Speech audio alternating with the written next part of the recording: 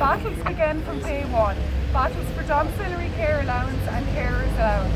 Battles for adequate housing, battles for mobility grants to be reinstated so that people with disabilities and their families can afford wheelchair cars. A scheme that ceased in 2013 and still hasn't been reinstated.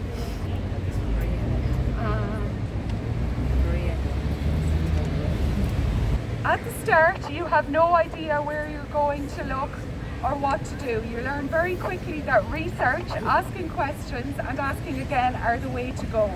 You become that person. Help was welcomed from family and friends, some incredible organisations. Jack and Jill, Laura Lynn, the Little Blue Heroes and the South East Hospice were some amazing groups that helped us through Alex's life. We were so fortunate that Alex attended a wonderful special needs preschool until COVID hit, an amazing special needs primary school with the most incredible staff that were seriously underfunded, overcrowded and in desperate need of investment and expansion. A battle that school had started long before Alex started there, and work has still not commenced, though it's due to begin soon. Alex started in the beginning therapies such as physio, speech and language and OT were carried out weekly at school. But that ceased and he started to see therapies through local clinics. These appointments were scarce, and in Alex's entire primary school life he saw speech and language locally once. In later years, for about 5 years, when he was in gut failure, he had to be fed directly through a tube in his intestines and he had no access to a dietitian locally.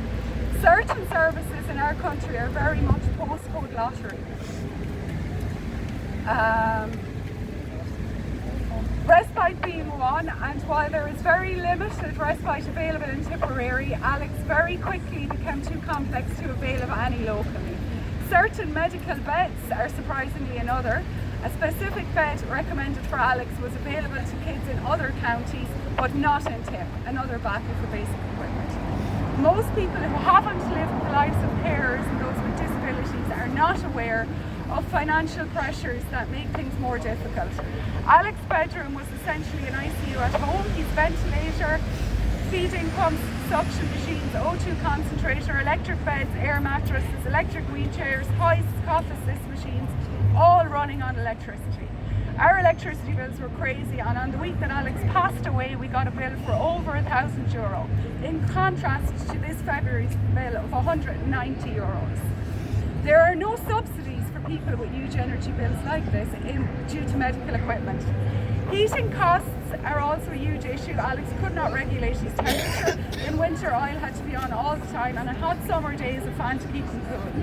As Minister Callery stated, you can go to Community Welfare Officer for exceptional needs payments, a process that took us 5 trips to the office and a letter to be told this is a one-off payment. The problem with that is that our energy bills are not a one-off. And I know of people in similar situations who have been told to cut down their usage. Waste is another huge issue, and most families have one waste bin, one recycling bin, one compost. Families with medical needs need an extra bin. Another postcode lottery. Unfortunately, we did not win this one and had to pay for an extra waste bin for 14 years. He spent a lot of time in hospital. Temple Street was his second home, and his longest stay was 9 months when he had his tracheostomy. A lot of that time was used trying to get nursing in place because there was no nursing available. Bills are still at home, but you have the added bills of accommodation in Dublin, food in Dublin and travel up and down. There are community welfare payments for this, but again, repeat the steps above. Alex became very unwell at the start of 2025 and his health deteriorated. South East Hospital came on board. His happy place was at home. That's where we wanted him. We were still under huge financial pressure due to energy costs. Seamus Healy, our local TD, called to our home to fill in an application. Sorry.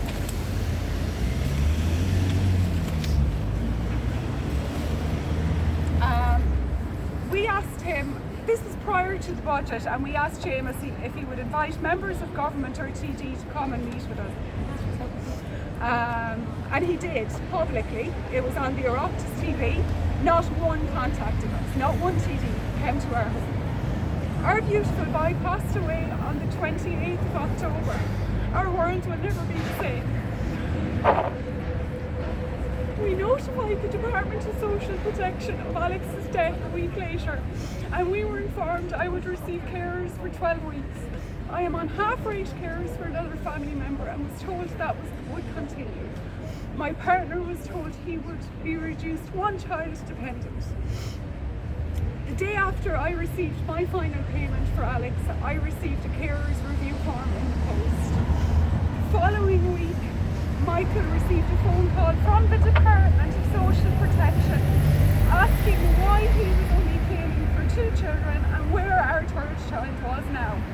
The following week, I got a review form from Household Benefits.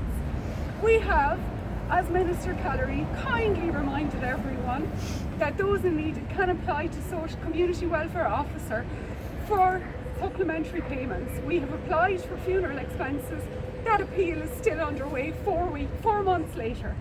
I am sick and tired of our government telling us that they look after people with disabilities, that that's their priority, telling us how great we are, how much we save the state. Platitude and claps on the back are useless. Actions speak louder than words. Carers and people with disabilities are treated appallingly in this country, and we are meant to feel like beggars time and time again. I'm again inviting any TD to come speak to us and make the changes. Treat us with the respect that they say we deserve.